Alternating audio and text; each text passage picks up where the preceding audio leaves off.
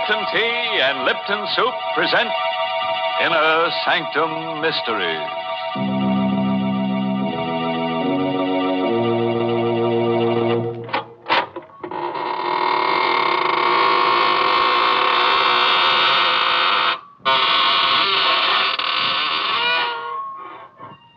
Good evening, students of the mystic marvels of manifold murder. This is your host, extending a cordial invitation to step through the creaking door of the inner sanctum, where we probe deep into the dark and cavernous depths of men's souls to see what makes them kill. Our clinic here is the whole vast world of crime. And you who listen in may hear us dissect our characters at a safe distance. And unless your nerves are strong, you'd better take my advice and keep your distance. Why, Mr. Host, that's not the kind of advice to give folks. It sounds unfriendly. Well, what would you suggest, Mary? Well, give them some sort of friendly advice. Like pointing out to them the extra delight they'll get from a cheering cup of Lipton tea. Then go on to tell them why Lipton's is so downright delicious. Tell them that the reason is Lipton's brisk flavor. And don't forget to mention that brisk is the tea expert's own word for the spirited, full-bodied flavor of Lipton's. So refreshing and so zestful. Explain that Lipton's brisk flavor is never flat, but always lively and satisfying. And in closing, remind them to try Lipton's soon, because in every cup of Lipton's, there's extra enjoyment. Now, that's the kind of advice you should give folks. Well, Mary, you seem to have given it to them already. So we can go ahead and get launched on Skeleton Bay. That's the title of tonight's story. An original radio play by Emil Tepperman. It's about a lady novelist, a writer of mystery stories. It opens at a swanky hotel with private cabins situated on a storm-swept, rock-bound coast. The story itself is all about, you guessed it, murder. And here's Betty Lou Gerson as Carol De Winter, the lady novelist, who will give us a blow-by-blow description.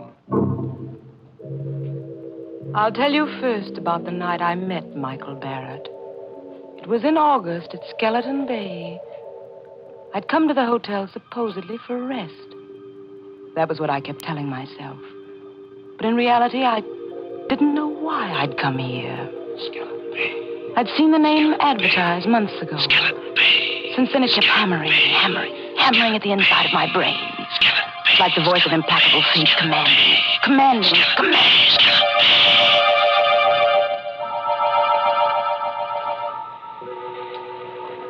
Because I didn't like crowds, the hotel manager had given me a cabin near the beach all to myself. It was the middle of the night, but I couldn't sleep. The wind came in from the ocean, howling like a hungry beast across the shoals. And the pounding of the surf mingled with the angry, baffled growl of the sea. I sat at the window in the dark, staring out at the beach. I was restless, excited. It was then I saw the signal. It was just a winking little light a few yards away on the beach. Someone was blinking a flashlight. On and off. On and off. I was able to make out the figure of a man in boots and a leather jacket. He was signaling toward the hotel. But to whom?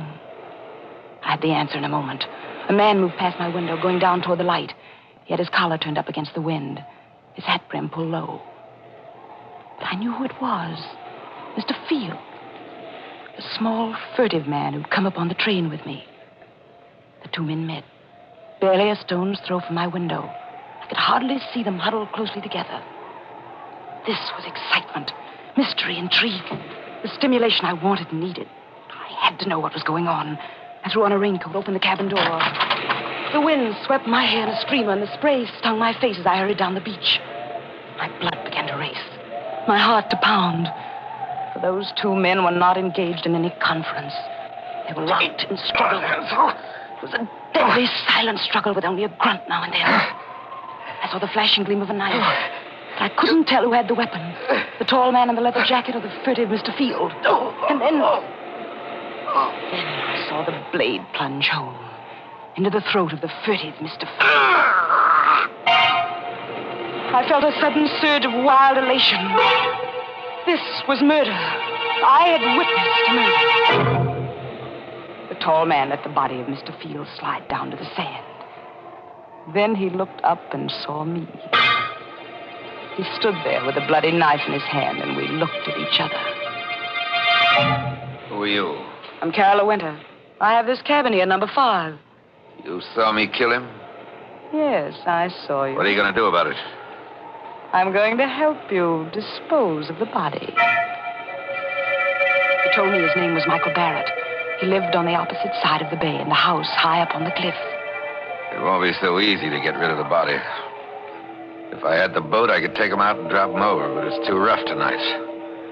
If there was some place to hide him for a day, I could come across on the boat tomorrow night. You can hide him in the closet in my cabin. Nobody will look there.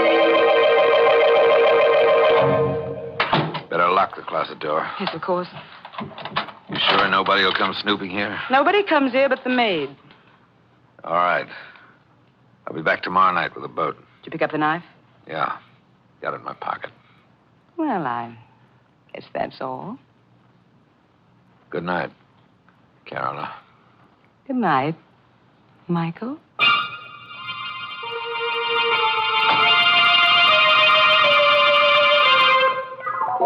All night I sat up alone, with the locked closet door between me and the staring, sightless body of Mr. Field. At breakfast the next morning, they'd already discovered the disappearance And the of Mr. maid Field. says his bed wasn't slept in at all. Oh, Think he could have committed suicide in the ocean. He was such a I hurried through sneaky my little man. breakfast listening to Of the course, gossip maid all just around told- me. Yes, I know that. Now, in broad daylight, I could hardly believe the thing had really happened last And night. you know, the hotel manager thinks it might be murder. I heard him phoning for the police. The police? I hadn't counted on that. Anything wrong, my dear? You look sick.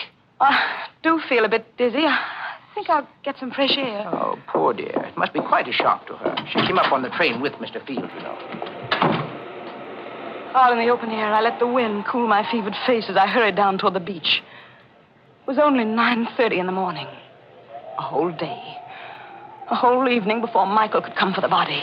And the police would be around all day investigating, snooping.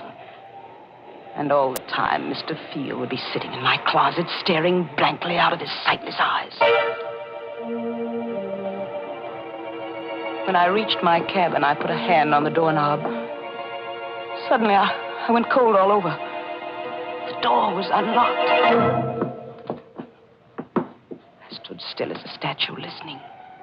Yes, there was someone inside. Someone moving around. I only had my handbag. I had a pistol in it. I always carried it for protection. But my handbag was inside on the dresser.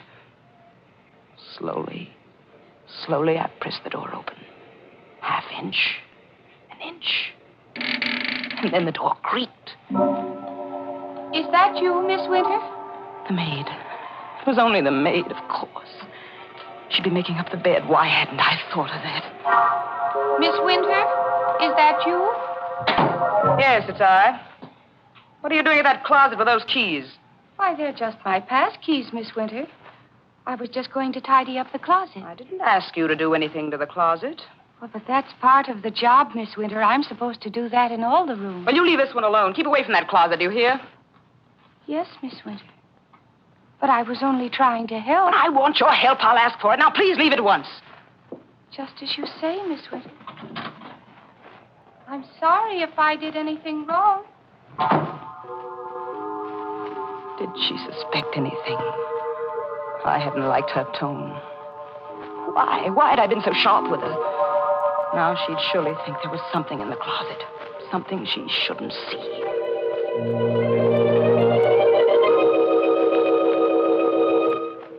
At lunchtime, I didn't want to leave the cabin. I sat at the window. And I could almost feel the sightless eyes of Mr. Field staring at me through the closet door. Someone at the door. Who?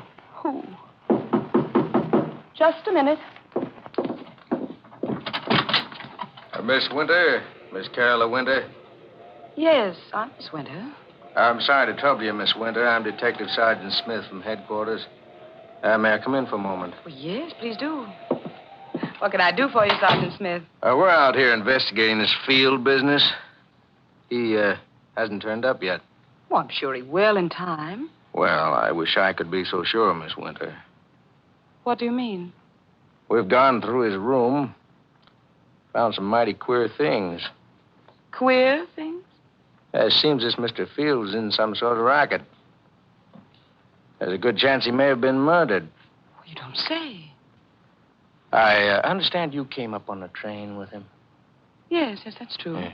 Did you have any conversation with him on the train? No, none at all. You're the Carolyn Winter who writes the mystery novels, aren't you? The same. Yes, I've read every one of them. They're darn good, Miss Winter. Why, thank you. Do you think you'll get a plot out of this? Mr. Field. Why, I can't tell yet. I wish you'd keep me posted on developments in case it does turn out to have a plot. Well, I sure will, Miss Winter. By the way, we found this picture among the papers in Field's room. I'm showing it to everybody around in case they might recognize it. It's an old newspaper item, about 10 years old.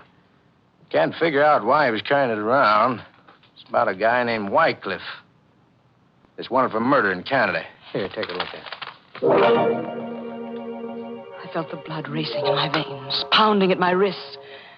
The picture of the man named Wycliffe, who was wanted for murder in Canada, was a picture of Michael Barrett.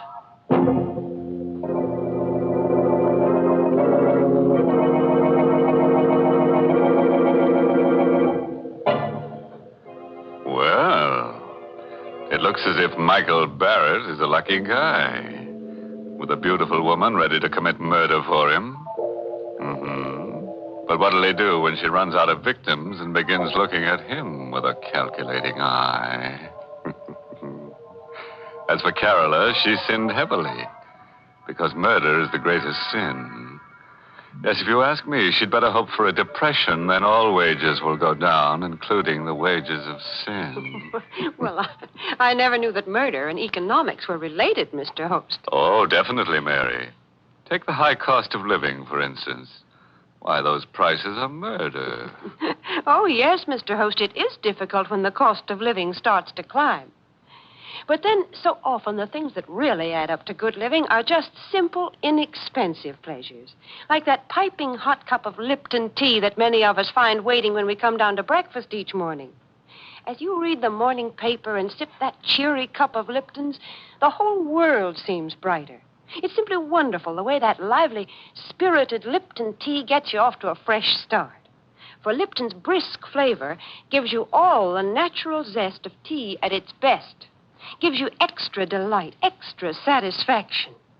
So remember this, folks. At breakfast time, dinner time, or any other time when you want a grand, refreshing drink, pour yourself a cup of Lipton tea. And now, let's get back to the rock-bound coast of Skeleton Bay and see how Carola entertains the grisly guest in her closet. I don't remember now how I got rid of that Detective Smith. I told him I'd never seen the man in the picture and sent him away. The day was interminable. From my window, I could see the guests moving about the beach, but none of them went in swimming. The weather was too rough. I wondered if Michael would be able to bring the boat over tonight. If not, how much longer could I sit guard over Mr. Field in the closet? Now and then, I'd see Detective Smith poking around on the beach. And then, without warning, he was standing over the very spot where Michael had stabbed Mr. Field. I watched him bend down and examine something. Was there a telltale drop of blood there? Did Smith know that was the murder spot? I saw him frown. Then he stood up, walked quickly away. I had to know what it was he'd seen there. I slipped on a coat, went out. Started toward the spot on the beach. Going somewhere, Miss Winter? Oh, it's you, Detective. Going anywhere in particular? No, I'm just going up to the hotel for dinner.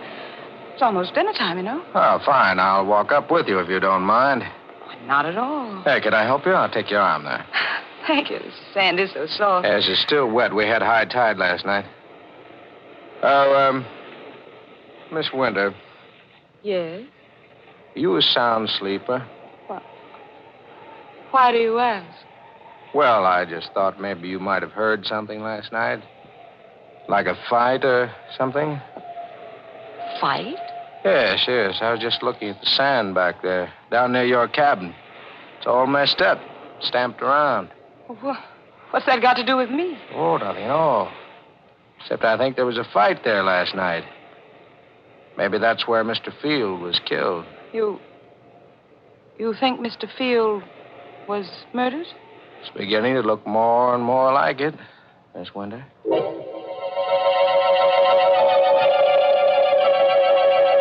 Somehow, I don't know how, I managed to get through with the dinner. I hurried back to the cabin. I stopped at the door, shocked and unbelieving. There was a light inside. Someone was in there. This time, I had my handbag with me. I took the pistol out. Once more, I inched the door open. It happened. The thing I feared. The closet door was open. And there was the maid, stooping over the body of Mr. Field. What are you doing there? The body. It's Mr. Field. You killed him. Suppose I did. What are you doing with that gun? What do you think? No! Oh. The wind was high, and the weather was rough. And fortunately, no one heard the shot. I pushed her body into the closet next to the body of Mr. Field and closed the door.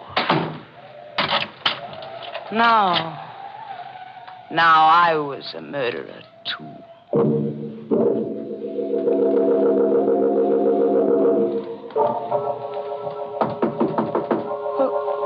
Who is it? Let me in, Carla, quick. Yes. Michael, I thought you weren't coming. It's been a terrible day. What happened? Come here, I'll show you. Is he still in there? See for yourself.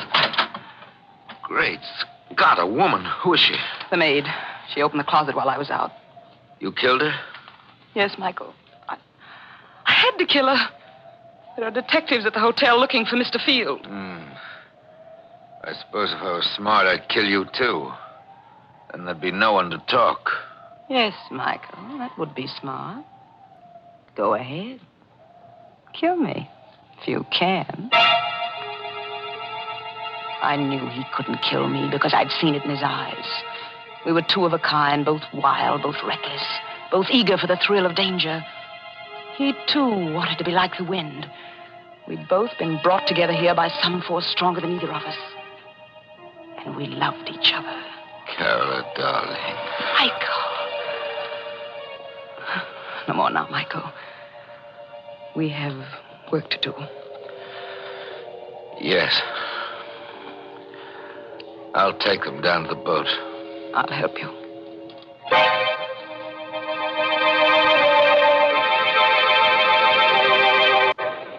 We carried Mr. Field and the maid down to the boat. I'll take them out away and dump them. And after that, Michael? After that, then I'm going home. To your house on the cliff on the other side of the bay? Yes, Carola. Michael, take me with you. What? Take me with you to your house up there on the cliff. I'm sorry. I can't. You can't? Why can't you? There isn't anything I can tell you. What are you hiding up there in the house on the cliff? You mustn't ask. Please, Carola, you mustn't ask. Why, you're married. You have a wife up there. No. Then what? I can't tell you. But you're going away, leaving me forever. Not forever, Carola. Go back to the city. I'll come to you soon.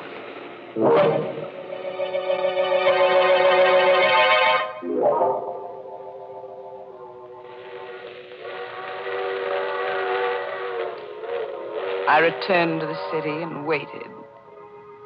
I waited a week, a month. But Michael Barrett did not come. I wrote to him, but there was no answer.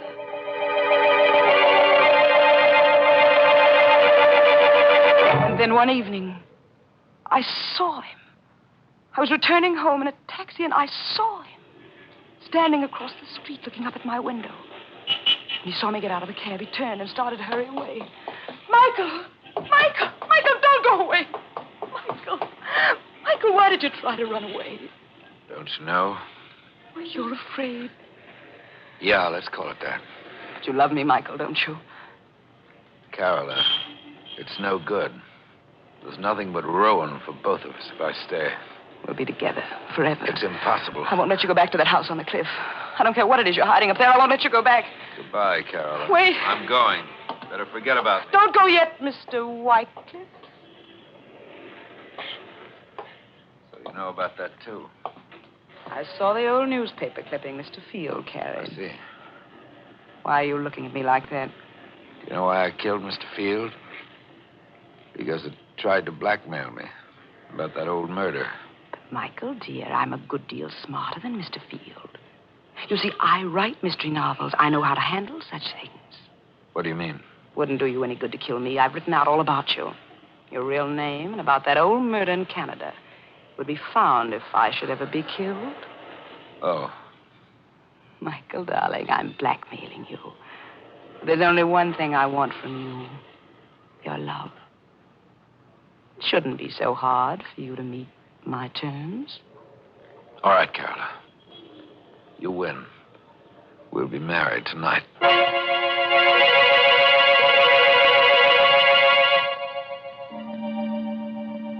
Soon after we were married, Michael began going out evenings. Once, sometimes twice a week. Staying out all night. He'd return late the next day. When I asked where he'd been, his temper would flare up into something terrible.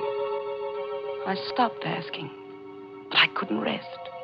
I had to know where he went. One evening, I followed him. He boarded a train for Skeleton Bay.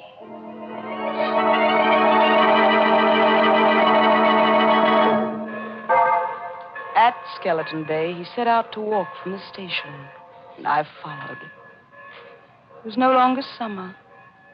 Trees were bare, and the night was forbidding. I kept behind him when he skirted the bay to the narrow road that led up toward his house high on the cliff. It was a small stone house, and the wind whistled around it, against it, and above it. I stole to one of the windows. It was barred, like a prison. Carefully, I raised my head above the sill, peered into a lighted room. Michael was there, with a woman. For the first time in my life, I knew the meaning of frustration, jealousy.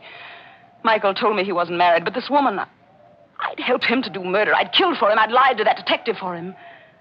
And all the while, this was the secret he'd been keeping from me. I opened my handbag. I took out the pistol. I looked into the room again. The woman was alone now. Michael was gone. So you came up after all, Carola. Michael, you sneaked out. You knew I was here. I'm sorry you saw through that window, Carola. Is that your secret? That woman? Part of it, but it's the part you mustn't know. But I do know it now. That's why I've got to kill you, Carola. That knife. You still got that knife? Yes, Carola. Well, I've got this, Michael. He fell at my feet. And I looked down and watched him die. Now I knew why I'd really come to Skeleton Bay that first day. It was for this. To kill Michael Barrett. So he's dead. At last. You've killed him. You, the woman in the house. You saw me kill him? Yes, I saw you. What are you going to do about it? Help you dispose of the body, of course. Help me dispose of the body. Well, those were the very words I'd said to Michael Barrett down there on the beach. Now this woman was saying them to me. Who are you? I'm Lisbeth Wycliffe. I'm Michael's sister. Sister? And you want to help me dispose of his body? See the bars on those windows? Yes. I've been a prisoner in this house for 10 years. You what? Michael killed the man I was going to marry 10 years ago in Canada. He murdered him. But this house, this prison... Michael brought me here. He's kept me a prisoner because he knew if I got free, I'd tell the world he was a murderer. That's the secret. The secret he wouldn't even tell me. I shot her. Yes, I killed her, too. There outside the house, and she fell beside Michael. And I rolled both bodies over the cliff, down into the sea.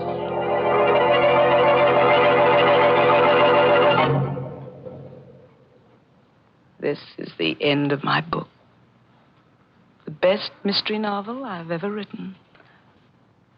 I know that in writing it, I deliver myself into the hands of the law.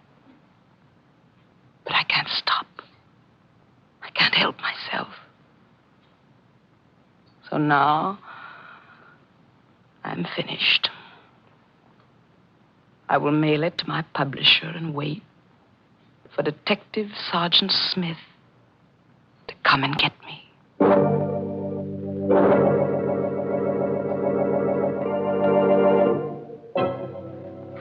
Well, it looks as if Carola's mystery novel will earn a lot of money after she's executed. Yes, but I'd say it's tainted money. Why tainted? Because she'll be dead, and a ghost can't own money. So taint hers. The trouble with Carola was that her conscience was too little and too late. It told her not to commit murder after she'd done it. Well, that's certainly too late, Mr. Host. Oh, yes, Mary, especially for her victims. And now, what's on your mind? Well, Mr. Host, right here, I'd like to say a word to our listeners on behalf of our veterans. You know, friends, ex-servicemen are returning to civilian jobs with a lot to offer their employers. They've had valuable training and experience in highly specialized service jobs. Many of them were able to keep up with their civilian jobs and learn new trades through special correspondence courses. And they're coming home fully equipped to do the same fine job as civilians that they did in the services. So let's give them every employment opportunity to put their increased skill to work.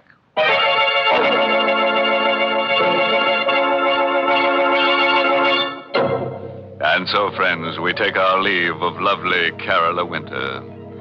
She would have been better off if she'd remembered that the pen is mightier than the sword, because the sword is leading her right back to the pen anyhow. Oh, yes, and remember, friends, when you go on a vacation, always insist on plenty of closet space. Yes, you never know what unexpected guests might drop in or drop dead. By the way, this month's Inner Sanctum mystery novel is Death in the Limelight by A.E. Martin. And next week, the makers of Lipton Tea and Lipton Soup will bring you another Inner Sanctum mystery directed by Hyman Brown. It's about a young chemist who discovers the secret of perpetual life. But he made the mistake of getting involved with death. So, until next Tuesday, good night. Pleasant dreams.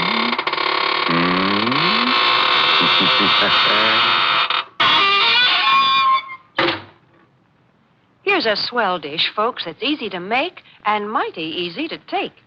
Lipton's Noodle Soup. You can prepare it in a jiffy, and the whole family will love its delicious chickeny-tasting broth, so full of tender golden noodles.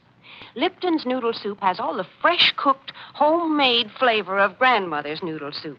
Yet it's economical. It costs less and makes lots more than canned soups. So get Lipton's Noodle Soup Mix tomorrow. And don't forget to tune in next Tuesday night for another Inner Sanctum Mystery. This is CBS, the Columbia Broadcasting System.